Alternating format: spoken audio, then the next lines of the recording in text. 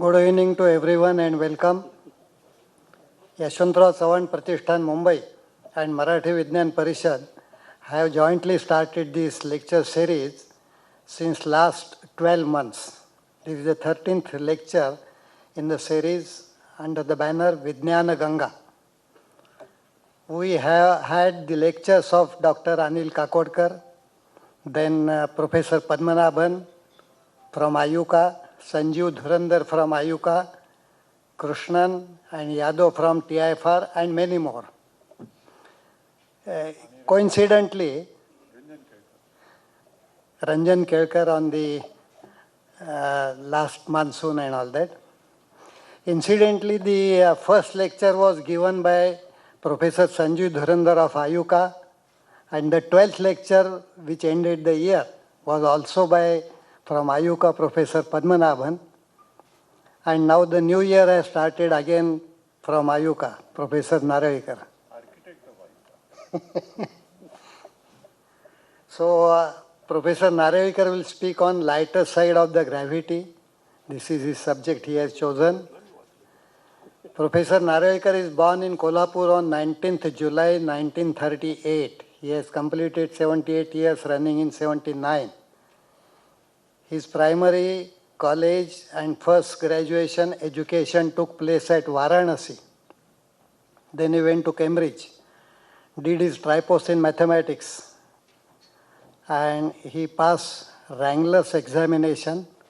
After 55 years, he came to know that he stood first in that examination. So he is the second senior Wrangler after R.P. Paranspe. He did his PhD there under the mentorship of Professor Fred Hoyle. Not only he picked up the interest in the subject astrophysics and astronomy from Professor Fred Hoyle, but he took inspiration from him on how to write the science fictions. Professor Narayikar worked in Cambridge for 15 years. Then he came back to India and worked for another 15 years at TIFR Mumbai. Then he moved to Pune and started Ayuka, Inter-University Center for Astronomy and Astrophysics. Within a very short period, he got a recognition for research and education to this institute, Ayuka, worldwide. Professor Narayikar keeps himself busy even now in research as Professor Emeritus in Ayuka, writing science fiction stories, writing articles on astronomy and general subjects, delivering lectures all over India, abroad, and conducting educational programs also all over the world. His energy at this age is fantastic. I request Professor Narayikar to start his lecture. Before that, let us welcome Professor Narayikar with books. We did welcome people with bouquet. Last time it was with basket of fruits, now books. Friends, it's a pleasure and honor to be part of this lecture series.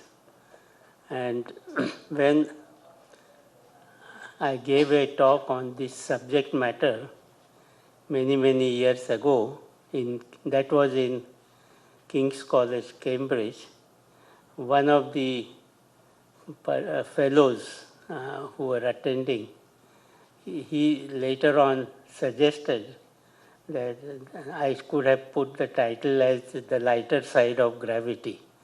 So I do not claim the credit for thinking of a pun like that, but what I am going to talk about is the force of gravitation and some of its effects, which are unusual and can be described in a what I would call non-technical way.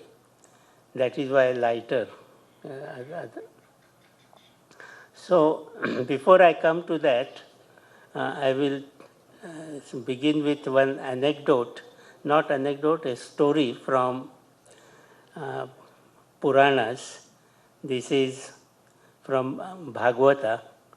The story is like this, that one king, his name was Kukudmi, who had a beautiful daughter called Revati. Kukudmi was being bombarded with requests by many young people wanting to marry his daughter. And he was not sure whom to choose.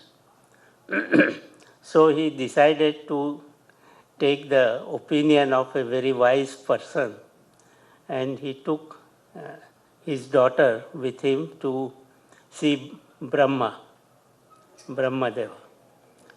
So when he reached there, Brahma was busy with some work.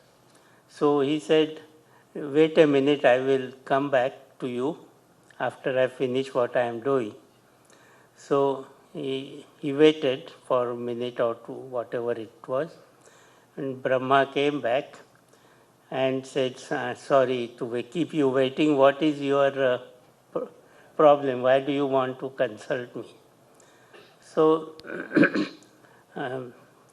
Kukudmi explained to him his problem, that he wanted to choose a good, or in fact he said the best person to marry his daughter. And he said he had been searching for an answer which would be satisfactory, and nobody on the earth could do it, so I have come to you. So Brahma laughed, and he said, you have come too late. He said, because you spent a minute here, and that minute corresponds to several thousand years of man. And therefore, all those people whom you have in mind, from whom you want me to choose, they are no longer alive and relevant. But fortunately, he had brought his daughter with him, so she was relevant. So he said that, so I will tell you, you go back, by the time you reach there, you will find such and such. In fact, Balaram was the name he gave, who is suitable for your daughter. So that was the story. And in modern terms, one could say that Brahma's abode was more or less like a black hole, because near the black hole, the clock goes very slowly, as we will see in this lecture. So this is a kind of preview of my talk, and I want to take on from there. So let us see the following thing. You will find one or two formulae in this talk, which you may think that I have lured you with the title, and now I am going to impose very strong mathematics. That is not the case. So you will see very soon. So of the four basic forces that people know about today, gravity is the oldest known. That is, they have known about gravity or studied gravity for the longest time of these other three forces, which are relatively recently known. So what the law of gravitation that we are accustomed to tells us is that you have two masses. So you see here two masses, and we say what are their masses, how much do they weigh? You can say the masses are m1 and m2, just for the sake of writing the formula, and their distance apart is r. So if that is the case, the force between them, force of gravity, is m1 multiplied by m2 divided by square of r. It's a very simple formula. It requires product and division.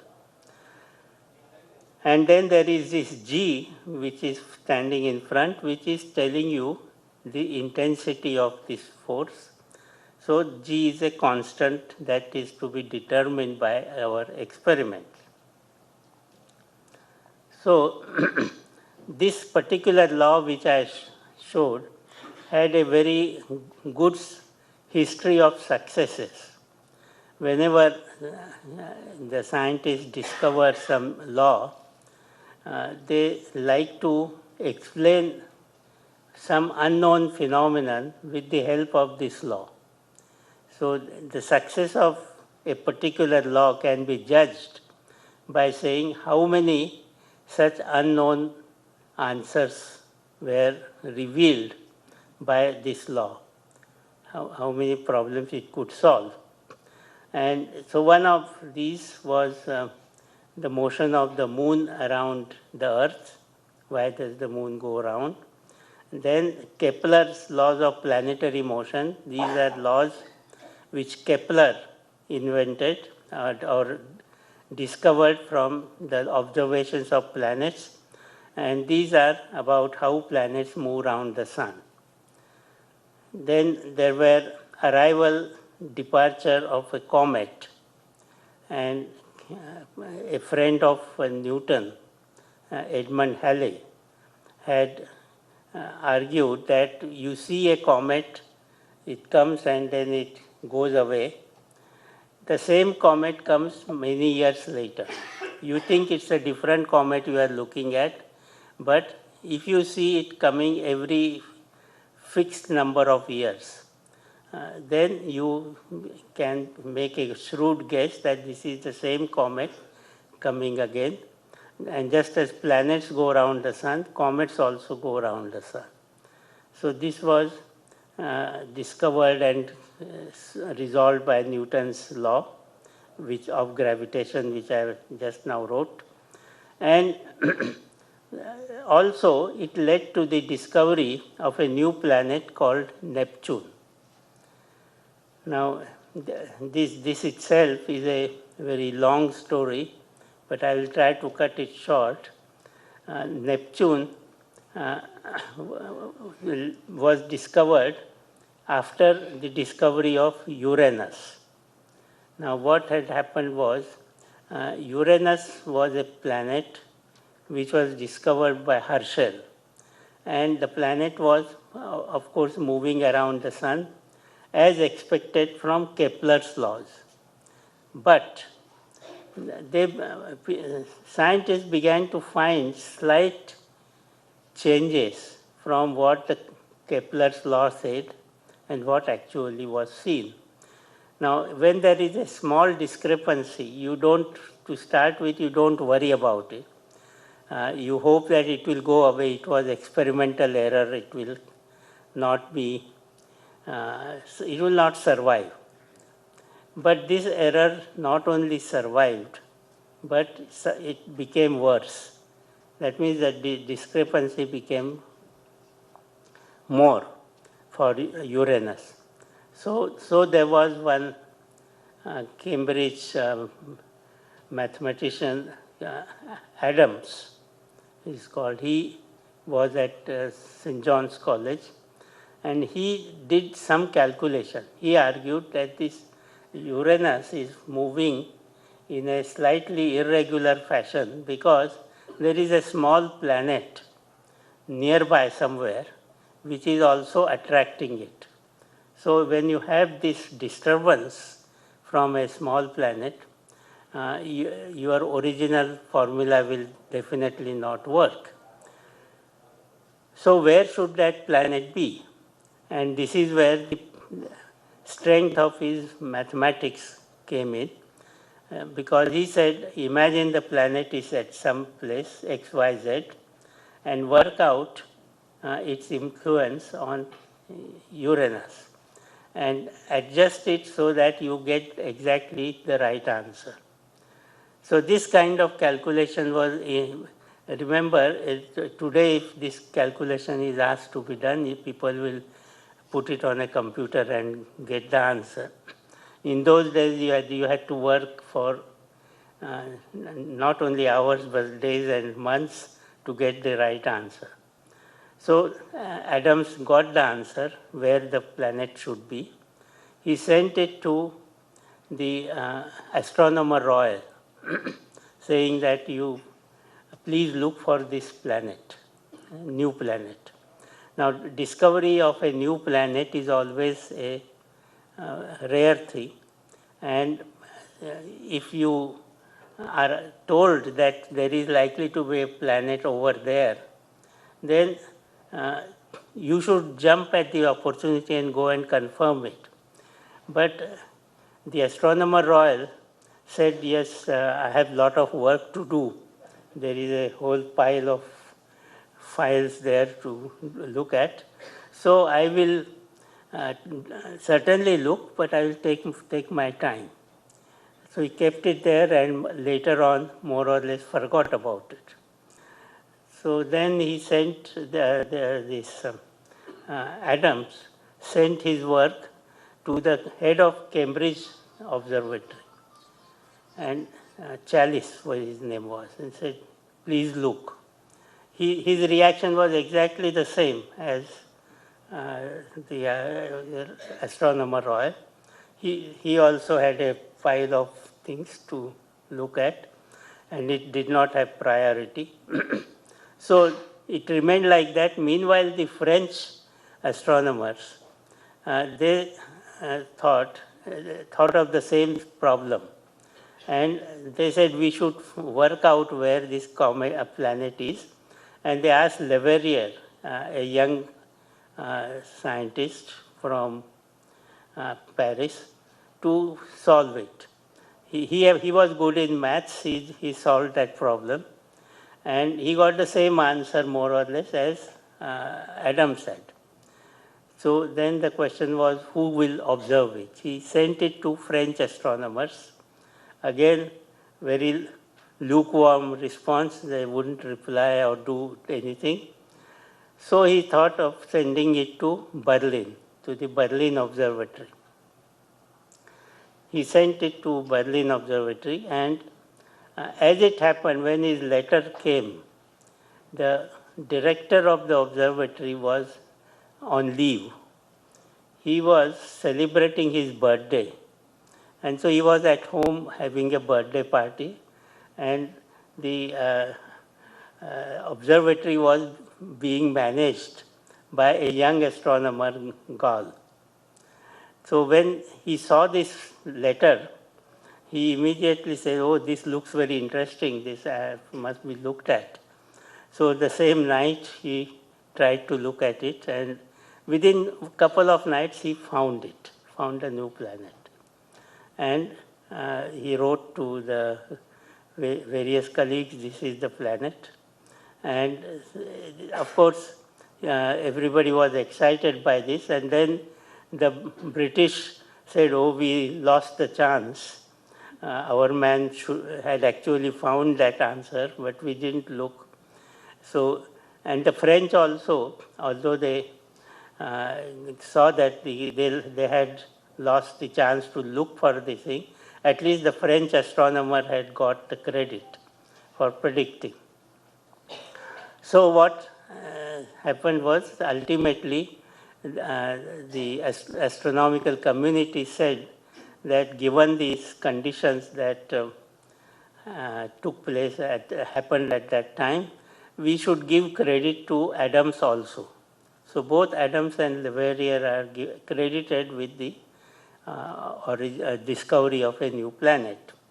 And there is also a moral which I sent this thing as a anecdote in one of my house journals. Ayuka had a house journal which goes to all astronomy communities. So that in that I had commented that even if you are a director of an observatory, you should learn to respect young men's ideas or thoughts. So that means just because an astronomer is young, you shouldn't say he's and he cannot be relied on and has no history of past work. So take it seriously. And one of the directors of the observatory, he put the cutting on the notice board in his observatory, saying that we hope we are different. So anyway, so that is the story about Neptune. So there were questions which even Newton was asked about his law. Why inverse square law?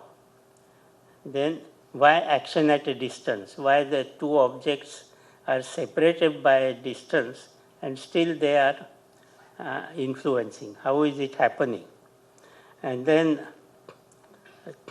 why is it universal? Why are all different objects in the universe are subject to law of gravitation? Then Newton had no time for speculating. All those questions, he did not know the answer. So he very abruptly said non-fingo hypothesis. That is, in Latin, means I don't make hypotheses, I don't guess. So I either know the answer, in which case I have experimental proof, or I don't, in which case I don't want to speculate. So don't ask me these questions, I don't know. He was very forthright about it.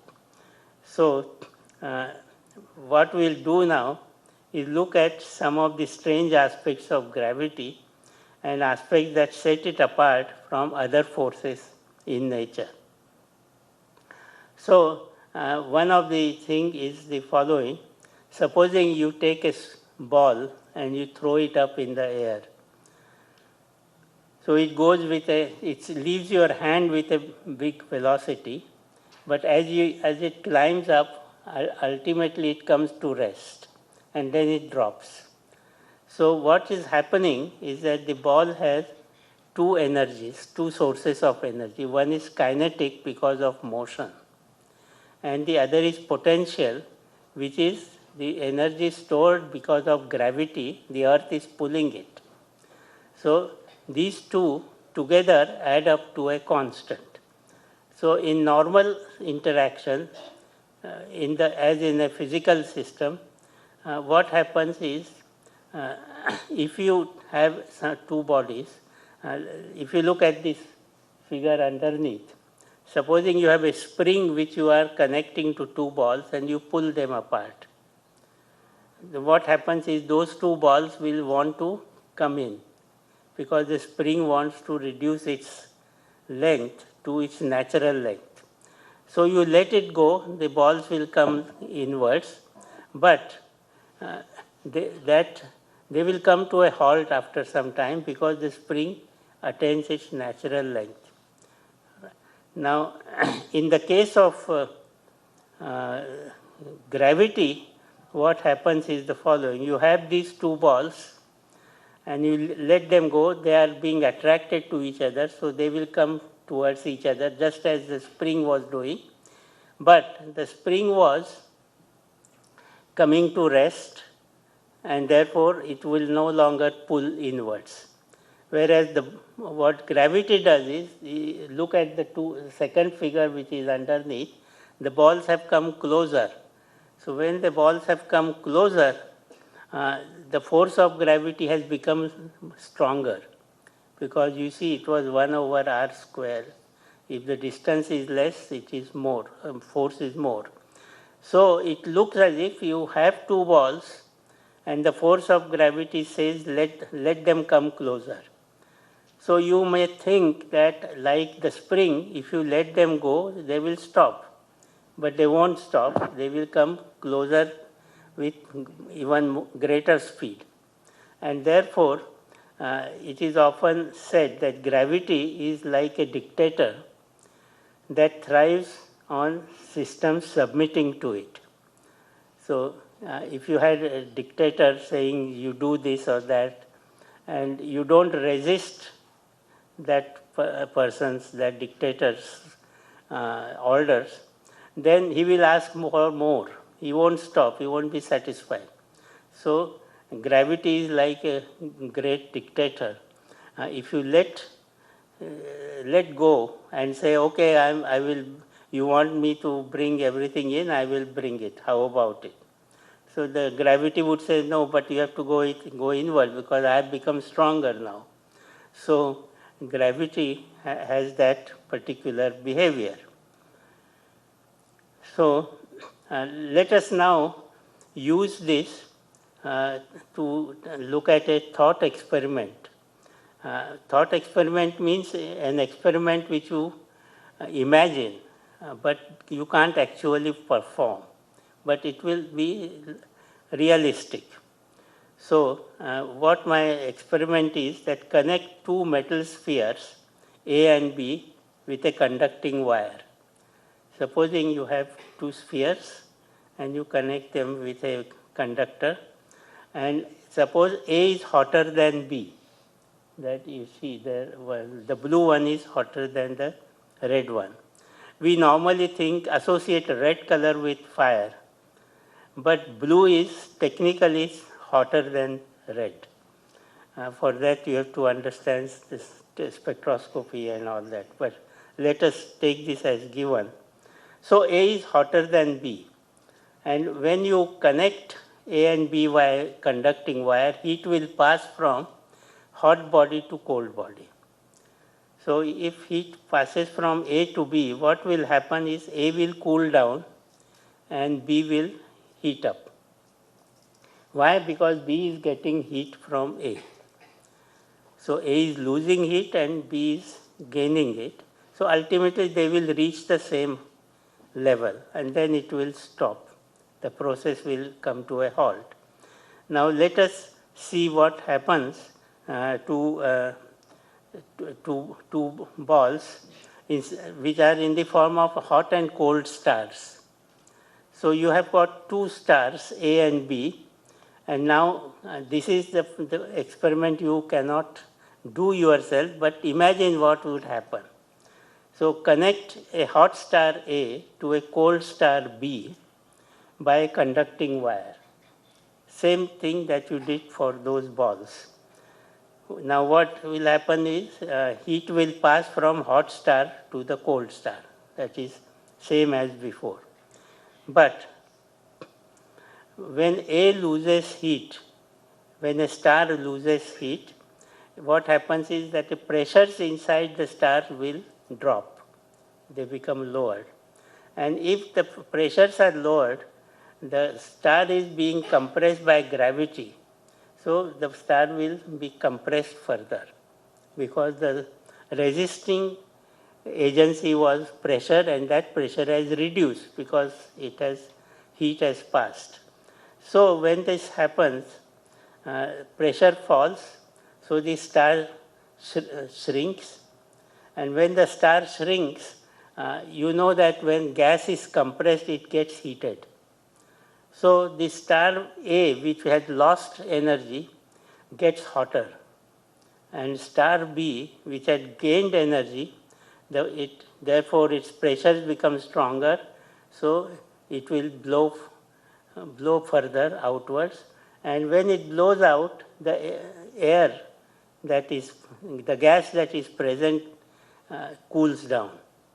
So the result is when you connect A to B, a hot star to cold star, the hot star gets hotter and the cold star gets colder.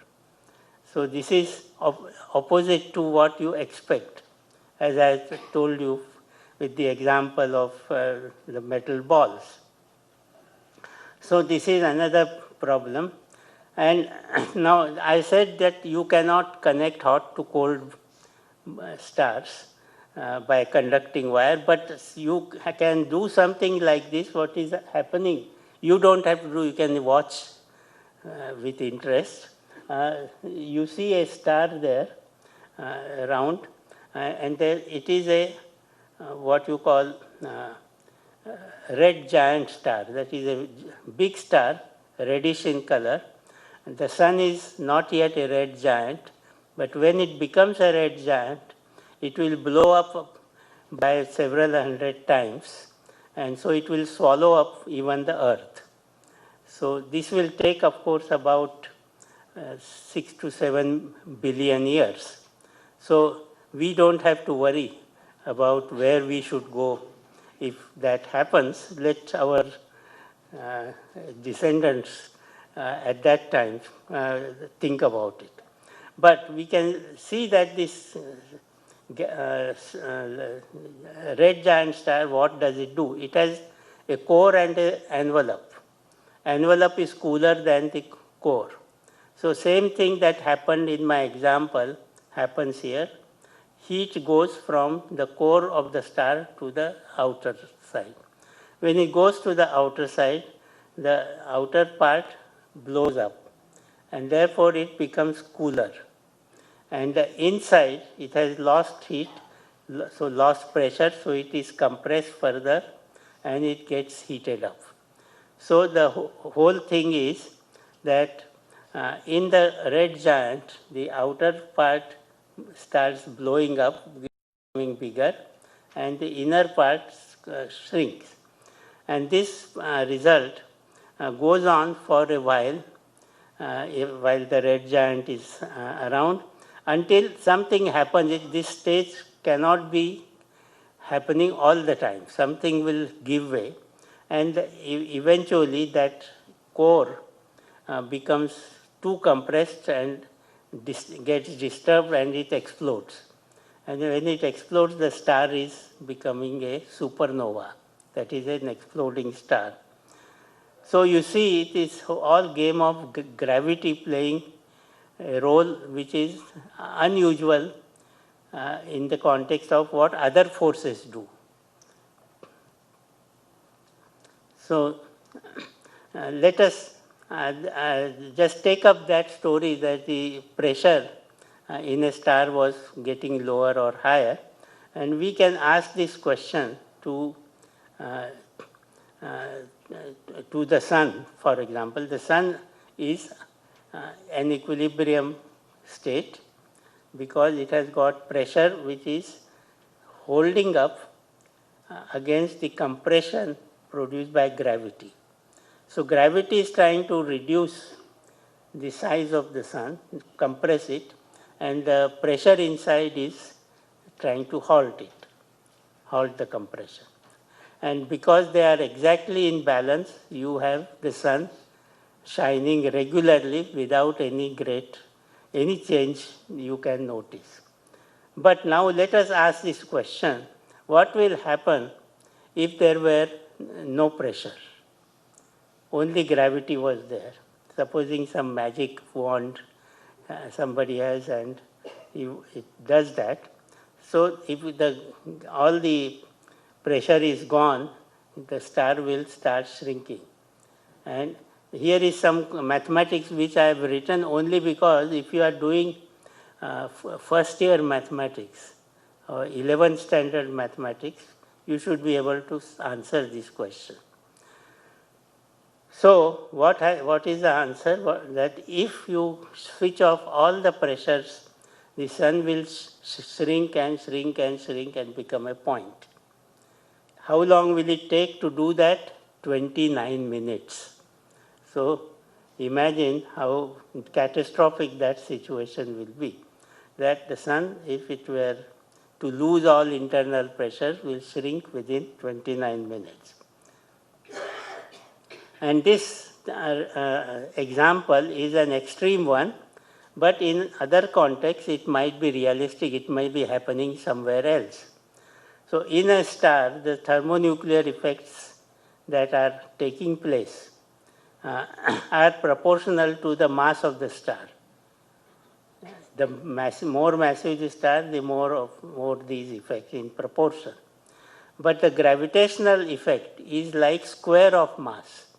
So imagine mass is 5. Now you increase 5 to 6, something which is, or let us say 5 to 10.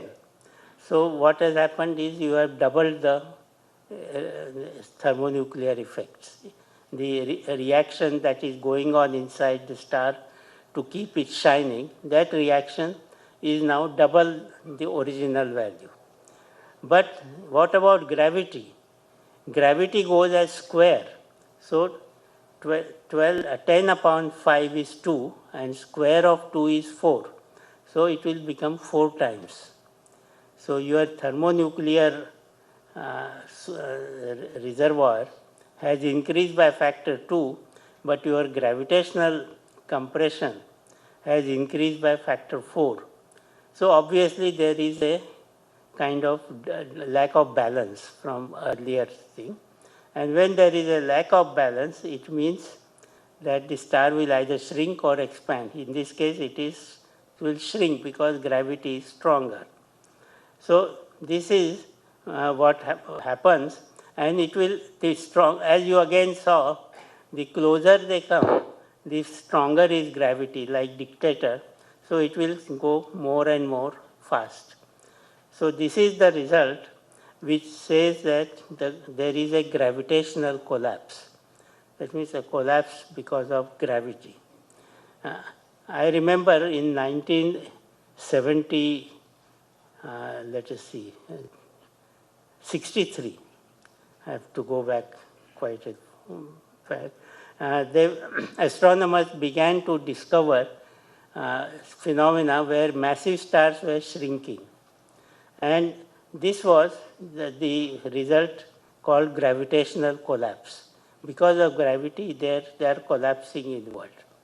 So I wrote an article in a popular journal on this particular thing, titled Gravitational Collapse. And I got a lot of reprint requests. But I was surprised that quite a few of them were from medical doctors. So I don't know whether they thought this collapse that I was talking about had something to do with health. So, but anyway, they asked for the reprint, so I sent it. So let us ask, what is the end state of such a collapse? Now, there was one historical confrontation on this issue between two astronomers whose pictures you see there. On the left, that is Eddington, who was the very senior astronomer who had worked out models of stars. And on the right-hand side was Chandrasekhar, who was we are talking of 1930s. So Chandrasekhar was in his 20s or 30s, early 30s. And Eddington was, of course, a very senior astronomer. Now, Chandrasekhar had worked out models of stars which have lost all their reservoir of energy. No thermonuclear reactions are taking place anymore. So, if that happens, what will happen is a star will shrink. And Chandrasekhar's calculations showed that unless the mass of the star was less than 1.4 times the mass of the sun, that is 40% more than the mass of the sun. If it was less than that, the star will remain at rest and it will be recognized as white dwarf. That is, a dwarf means very short star, small star. White is just to show that it's not a colorful thing, it's a faint object. If the mass was more than that, the star will not remain a white dwarf, it will go on shrinking. So Eddington did not like this result. And in the Royal Astronomical Society, where Chandrasekhar was invited to talk about his paper, Eddington was also present. And in fact, that previous evening, when they were having dinner in Trinity College, their college, Eddington had told Chandrasekhar that tomorrow you are speaking, so I have asked the secretary of the organization to give you 10 minutes more. so that you can take your time to explain. That's all he said. And that gave the impression to Chandrasekhar that Eddington likes what I have proved, and he would like me to spend more time on it. But what happened was, after Chandrasekhar spoke, and then the chairman asked Eddington for comment, because he was a senior astronomer, what does he think of this? So, in this case, the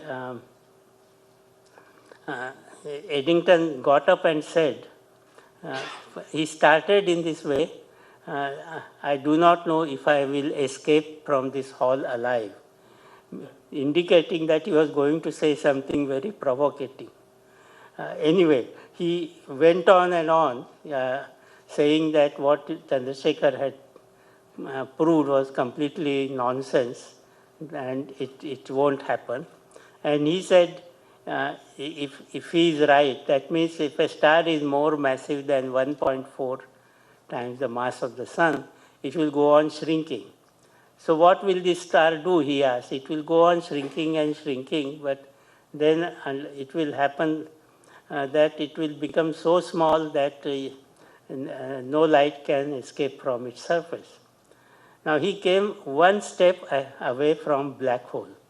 He would have said it would have become black hole. People would have given him the credit to say that you discovered black hole. But he used it as a kind of ridiculous conclusion. Such stars can't exist, and so Chandrasekhar was wrong. So after Eddington said, and being a very senior, respected astronomer, Chandrasekhar's work was viewed with suspicion for a long time, for several years. He of course, knew it was correct and right, but scientists very often are influenced by some senior person saying something, and this is what happened. And so he went therefore to some particle physicists, quantum physicists, and asked them, what do you think of my work? They said, we believe you're right, but there is Chandrasekhar blasting it, so we can't say much about it. I mean, publicly we can't defend you. This kind of thing happened. Ultimately, time is the remedy, and Chandrasekhar was recognized for this work, and it was as late as, I think, 1984 or 83 that he got Nobel Prize. So about 50 years after. So this is what Chandrasekhar had concluded. But if you had a very massive star, it will explode. And as you see here, a star exploding on the left, and on the right, the remnant of such an explosion in a case of supernovas, Crab nebula as it is called.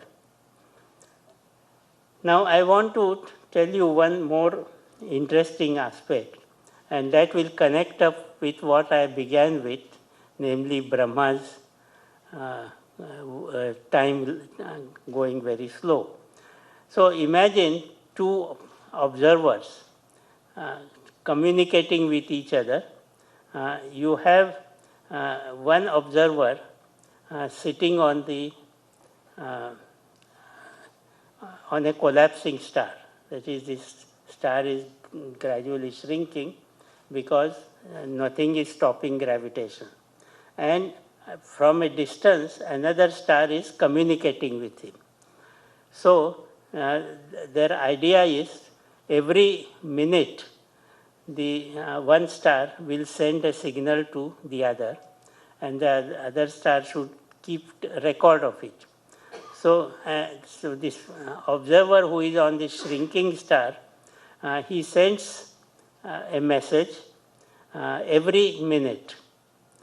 Now, as you see here on the right-hand side is the timeline of an observer who is sitting on the collapsing star, and on the left-hand side is the timeline of an observer who is looking from a distance. So what does happen? You see that every minute the person is sending out the signal, but they are not reaching the receiver every minute. The receiver has to wait longer. First it becomes minute and a half, then he thinks perhaps his watch is not working properly, let us give him time.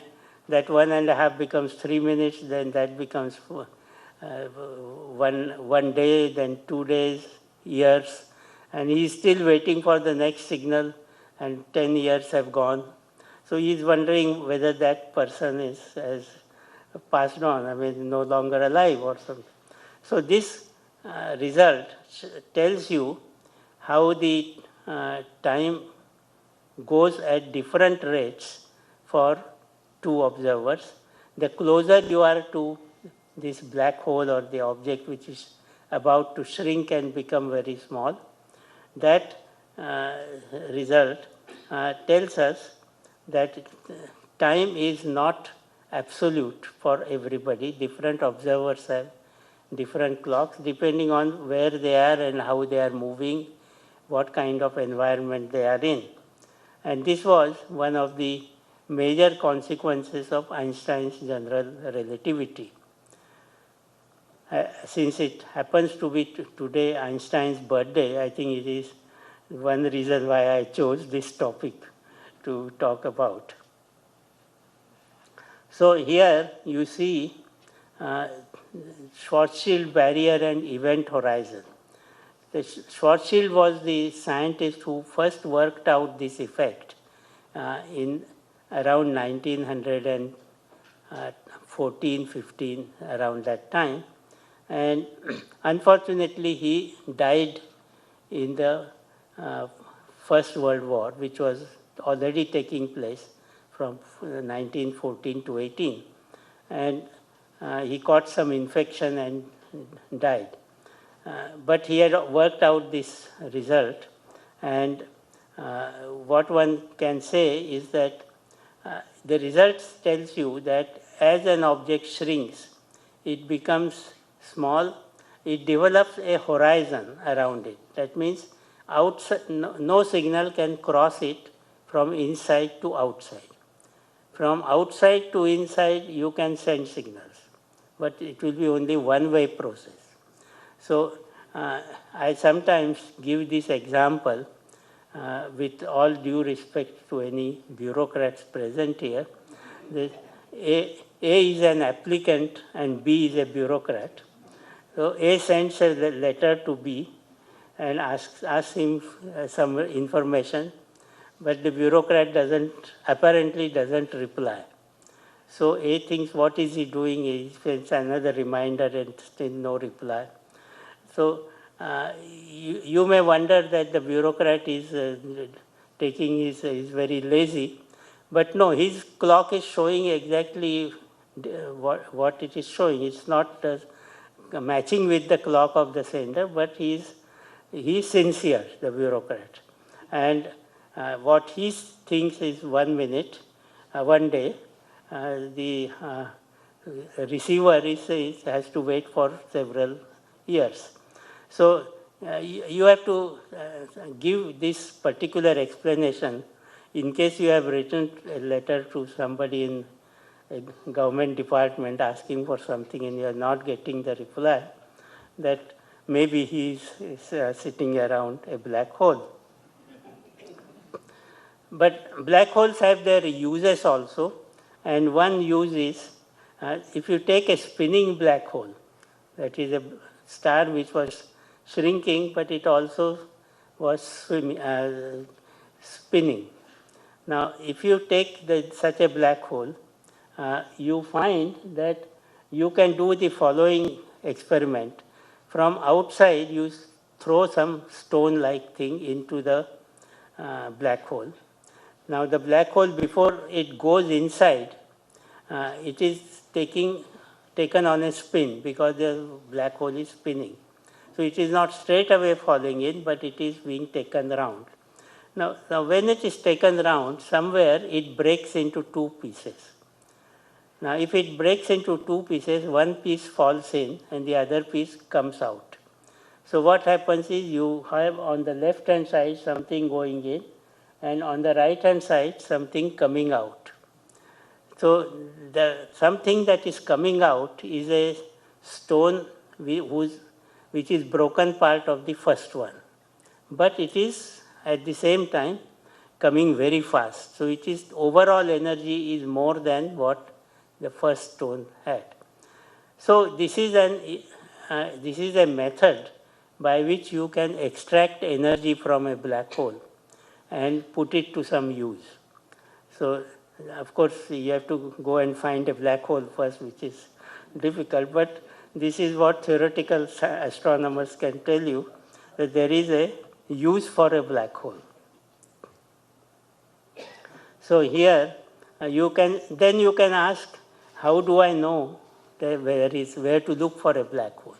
If the black hole is not visible, how can I find it? So the answer is, take two stars going around each other. One of them is visible, the other is not. So you see one star going around and you say nothing can go around in a circle.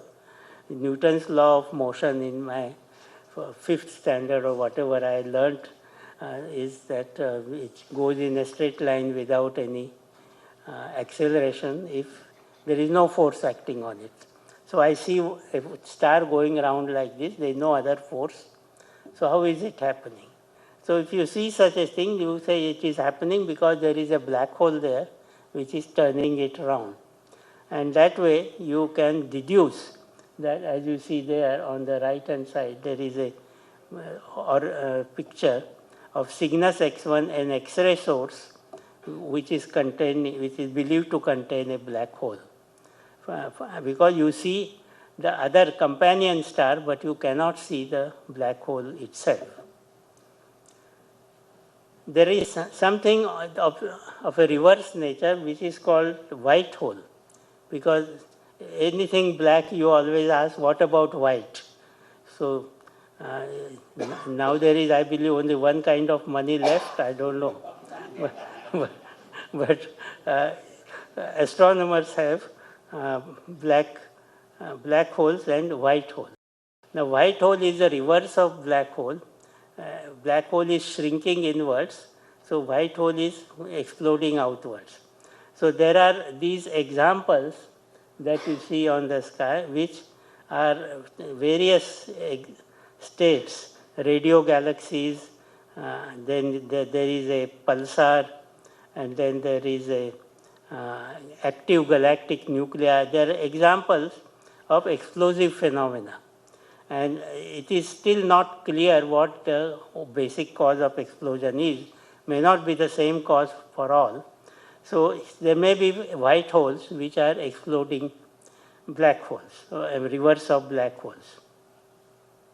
So finally, what I want to say is this question which Newton was asked: does light bend gravity? So he had asked this question himself.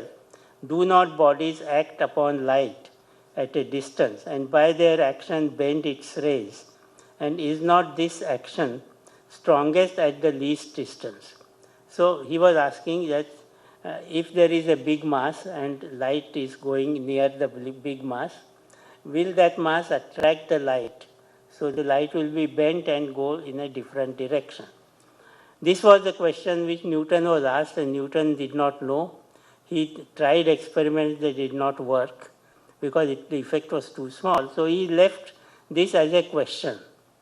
And he said for posterity they should find out. And in 1919, the people did experiment after relativity, Einstein's relativity, and they found that light is bent by the sun. So here what you see, there is the bright object is the sun. Further on the right to the top, you have star cluster. And if you look at the star cluster, the light is coming towards the sun. It goes around the sun and comes to the earth. So when seen from the Earth, you see the what you call the cluster twisted because the light has bent. So if the light has bent, the question is how much, and is it as much as predicted by Einstein's relativity? So this question was uh, to be answered. I said 1919 solar eclipse because if you want to see a star when the sun is around in the sky, the only way you can do it is when there is total solar eclipse. So that is what the people were waiting for. And Einstein was certainly very much anxious to know what the result will be. His theory had predicted how much bending should be, but was it really the case? So this this experiment was performed by Eddington. And Eddington and the same Eddington who had later this fight with Chandrasekhar. Now Eddington had two teams because he realized you are taking observations at solar eclipse. If it rains or if it clouds over, your chance is gone. So at least do two places in the hope that one of them will be clear sky. So he took one in Africa and the other in South America. And his expedition was divided into two parts. He chose the part which had a better weather forecast than what his colleagues went to. And then when he went to this particular place, the previous night it rained and rained and rained. And so he said, oh dear, now what am I going to do? But fortunately, it cleared just before the eclipse, and they could take some observation. The other team which had gone to South America, they had also, they had a better weather overall, but what they had forgotten was that they'd taken a telescope from Oxford to there, and the longitude is not important. Latitude is different. So the telescope has to be set up properly for this other latitude. And they realized it too late. Too late means it was not possible to do anything within the eclipse time. So they had a small pocket telescope, like a small telescope, so they took that also as a possible solution. So they did some calculation, some observation, which was okay, but not as good as they would have with that Oxford telescope. So with all this, when they reduce you see, the other thing that you have to do in such an experiment is when the eclipse is not there, where is the star? So you can compare the two states. Now this was to be done, but for that experiment they had to wait a little, and Eddington realized that there were no boats going to England, and so it will be marooned on in Africa for at least 2-3 months. So they said, we will do this experiment in Oxford or Cambridge, wherever, which means it is not quite good experimental strategy to do part of the experiment here, part there, and then compare the disturbance. You should try to imitate the same conditions in one place. But that was the case, and Eddington did all these things, and then he finally came with the solution that Einstein's relativity was correct in predicting the answer. So Eddington et al. In two teams measured the displacement of stellar images at the time of the eclipse seen at Sobral, Brazil, and Principe, an island in the west Gulf of Guinea. The results supported Einstein's general relativity rather than Newton's law of gravitation. So it was an example of two theories being compared, and you find Eddington's verdict in favor of Einstein. Much later, people have looked at the same data and done a kind of post-mortem on that data. And they find, for example, that there were certain number of results for the cases. Some cases were pro-Einstein, some were pro-Newton. So he had thrown away the pro-Newton cases on the basis of some technicality. So the question was whether he had deliberately done it or not. So anyway, people said that experiments should be done more and more often, and modern times they use microwaves, millimeter waves, and they find much better answers, accurate answers. So today what you find is that there are examples of galaxies, which you see here in this picture, bent by, whose light to us is bent by intervening other galaxies. So you have this, what is called gravitational lensing, and you see all kinds of pictures. Now here on the left, you see a cross, that there are 4 dots, and the 4 on the side, outside, A, B, C, D as they are called, there are 4 images. So only one star is producing 4 images, because light is bent from 4 different directions. So similarly, lower you see almost circular. That means there are images all along the circle for the central object. So all these funny things became available in recent times, and people realized that one should examine the statement, seeing is believing.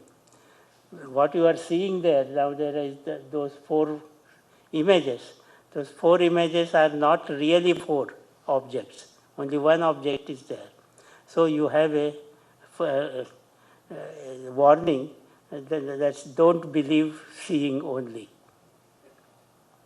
So, so we can say like this, you can also have micro lensing where little stars lens something on the background. So you see here a star coming, and there are stellar other objects on the way, and you see this star coming in, and when it crosses in front of another star, that star gets lensed by the first star. So you see that brightening. So the question is here, you see there is a sudden rise in the brightness of a star, and that can happen because of lensing. So finally we come to the question that we started with. The question still remains, what is gravity? It remains unanswered despite the many applications of the force in real life. Its effects on matter and light have been perceived widely, but their origin remains an enigma. I think I will stop here.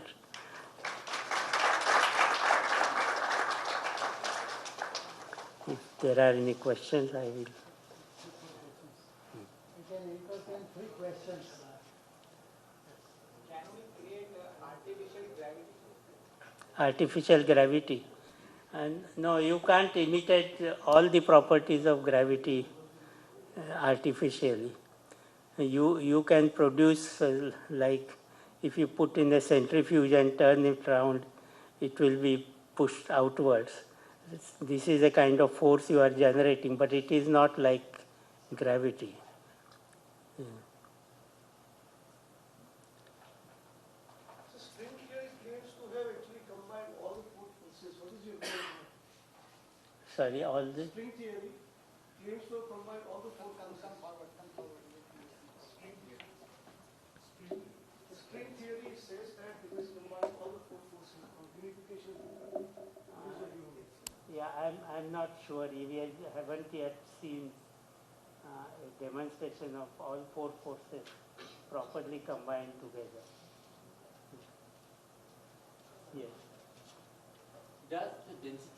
object change, the more dense objects have stronger gravity than the less dense object? Sorry, some of? Does a denser stellar body have more higher gravitational force than a less dense stellar body? Uh, Is it a function of the density of the body? Does it affect gravity?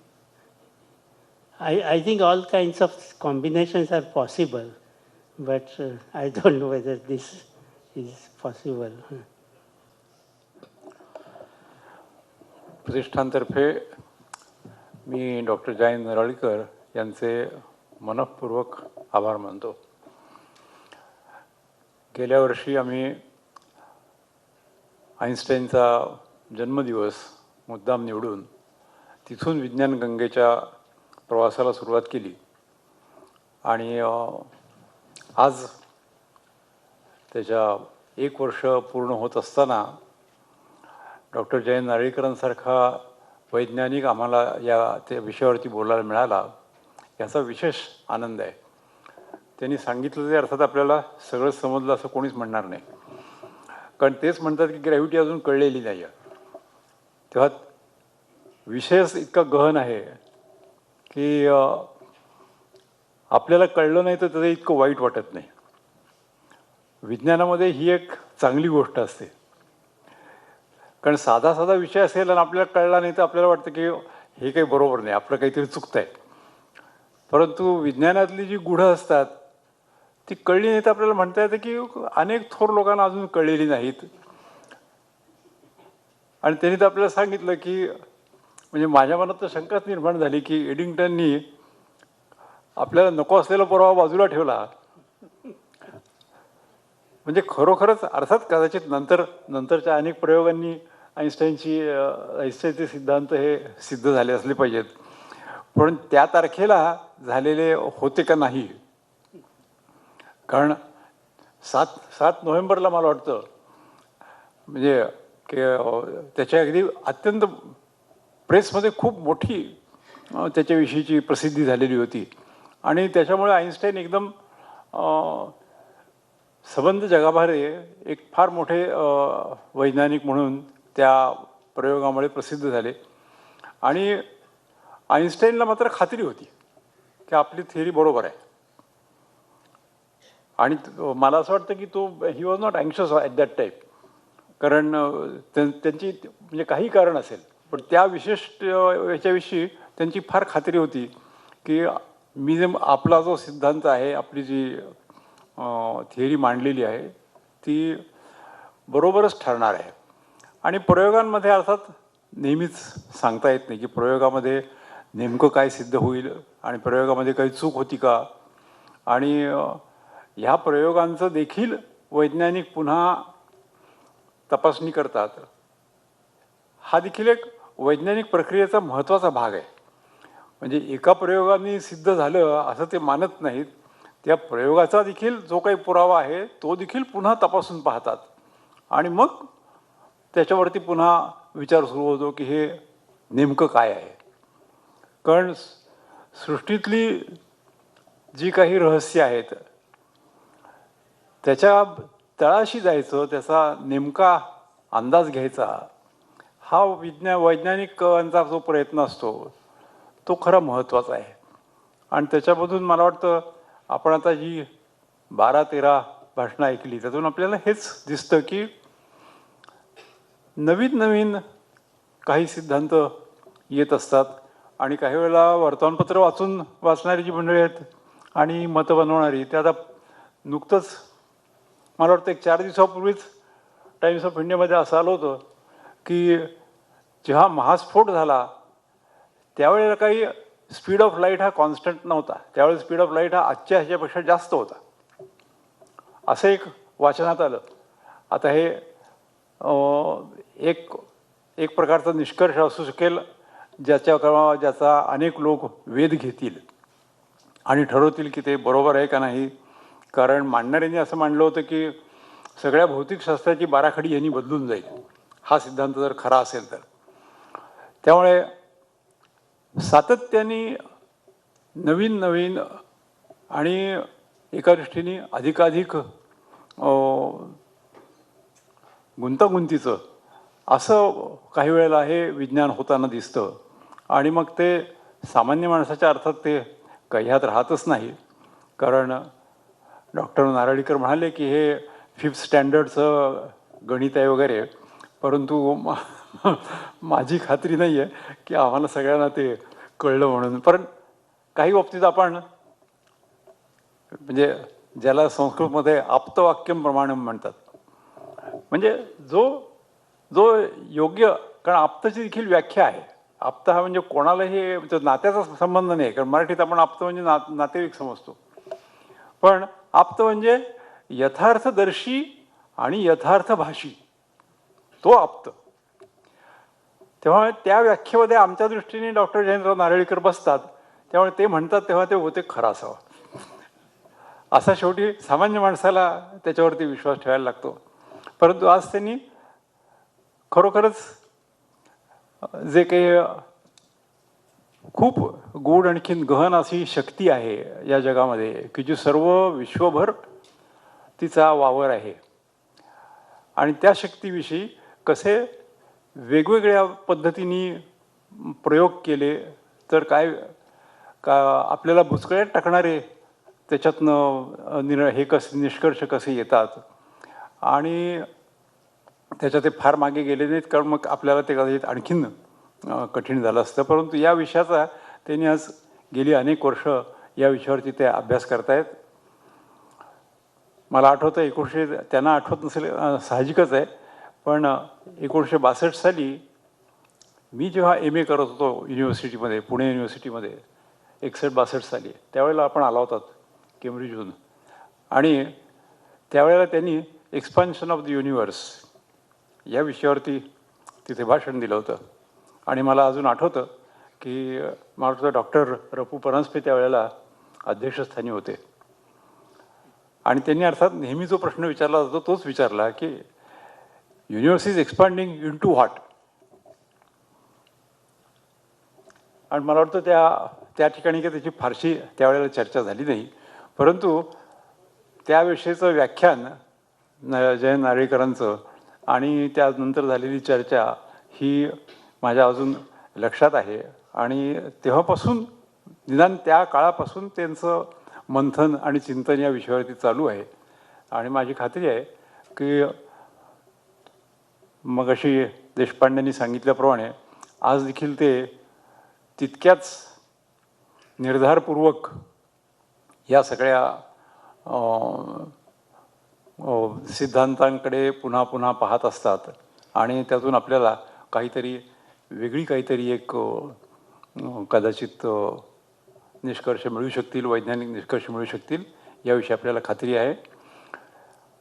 ते आज इथे आले ह्याबद्दल मी त्यांचे आभार मानतो. आणखी पुढच्या महिन्यामध्ये 12 एप्रिलला डॉक्टर रवींद्र थत्ते यांचं भाषण होणार आहे. He is going to speak on reconstructive plastic surgery आणि रिकन्स्ट्रक्टिव्ह सर्जरी. तेव्हा कारण आम्ही विज्ञानातले देखील वेगवेगळे पैलू घ्यायचा प्रयत्न करतो आहोत, आणि मगाशी आपल्या एक उल्लेख करायचा राहिला मध्ये एक फार म्हणजे सामान्य माणसानं देखील जे थोडंसं आवडलं असेल म्हणा, किंवा असं एक व्याख्यान झालं होतं ते म्हणजे आजकालच्या फुलांना वास का येत नाही. म्हणजे ह्याच्या पाठीमागे काय वैज्ञानिक कारणं काय आहेत की आजकालच्या फुलांना वास का येत नाही, आणि फुलांना वास येतो तो कसा येतो, आणि त्याचे पूर्वीच्या साहित्यापासून कुठे कुठे उल्लेख सापडतात, आणि आजकाल आता हा वास कमी होताना का दिसतो आपल्याला. आणि ह्याच्यावरती फार गमतीदार भाषण त्यांनी केलं होतं. तेव्हा वैज्ञानिक दृष्टिकोनातून आयुष्याकडे बघताना किंवा एकूण सृष्टीकडे पाहताना ज्या ज्या गोष्टी च्या विषयी आपल्याला कुतूहल आहे अशा प्रत्येक गोष्टीविषयी आपण या विज्ञान गंगेमध्ये भाषण आयोजित करत असतो. आणि त्यामुळे कारण कोणाला प्रश्न पडेल की ह्याच्यावरती सर्जरीचे हे कसं काय येऊ शकतं, पण मला वाटतं त्याचं उत्तर डॉक्टर रवींद्र थत्ते हे पुढल्या भाषणाच्या वेळेला देतील. पुन्हा एकदा आपले आभार मानतो आणि पुन्हा आपल्या सगळ्यांना धन्यवाद देतो. धन्यवाद. Lighter side of the gravity संपलेली नाही आहे. एकच गोष्ट सांगतो. मगाशी ब्युरोक्रॅट्सबद्दल आपण बोललात जयंतराव. या मुंबईमध्ये माझ्या अंदाजाने 1950 सालापर्यंत एक मुंबई टाईम नावाची कन्सेप्ट होती आणि त्याच्यामध्ये काहीतरी 50 मिनिटाचं असं अंतर असे. त्यामुळे माझं काम जर म्युन्सिपाल्टीत असेल आणि मी समजलं की मी 5 पोहोचेन, म्युन्सिपाल्टीचं काम संपलेलं असायचं तोपर्यंत. त्यामुळे ब्युरोक्रॅट्स भेटायचेच नाहीत. तुम्ही म्हणताय पत्र पाठवल्यावर उशीर लागतो म्हणून.